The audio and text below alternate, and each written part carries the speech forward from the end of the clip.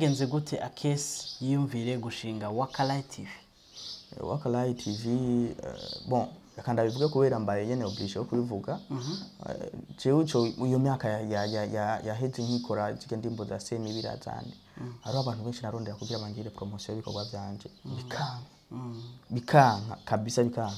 Sinzi impamvu peut-être ndirimo zande zarimbi. Rero bimaze kuza uko navuga ati none pourquoi panashoka kuvyigirira jenye.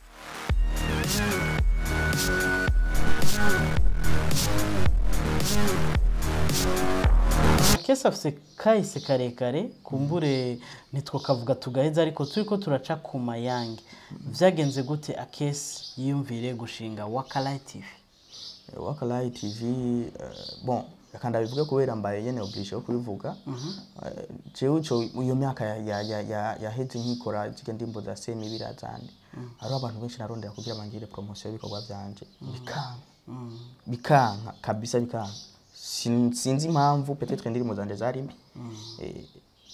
Rero bimaze kuza uko navuga ati none pourquoi panashoka kuvyigirira jenye. Kuko nzi kintu namaze kwishiramo nuko ikintu cyose munsi y'ijuru kirashoboka. Niho rero haciye hatangwa kuzama ide yo gukreya Wakalayi TV. Ariko maze kuyikreya cansanga bijye bintu ariko ndiyumvira sivyo. Kubera ko ntushobora gukreya chaîne ikora ibintu byawe gusa.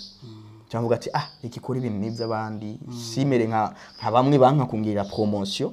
Uruko ayibona reka nabandi baronkereho kandi ntange nakazi kuba jeune nuko byagenze candakanye nabandi bazo baraca ko ni nawo ofisi kibanza kinini cyane muga politique za Akesi ntizahagaze none musizira bandanya naciyumvira ati nkore gute kugira ati Akesi donaronke promotion 100% ushiko no munsi.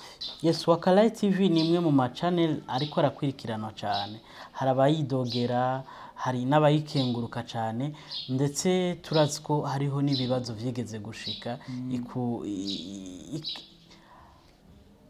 hari nibibazo vyigeze gushika. Mbega ku ruhande rw'iwawe nk'umuririmbyi nta ngaruka mbi iheza ikakuzanira nkawe Akesi? Bon, aho natwa twinjije kandi mu bintu bya Wakalayi TV cyane ka tugiye muri business. Buri business yari yose hama harimo ibibazo.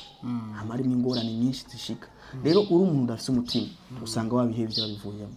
Uko yabona ikindi naco tugarutse muri ivyo byuko hari abantu bayidogera nta kintu na kimwe.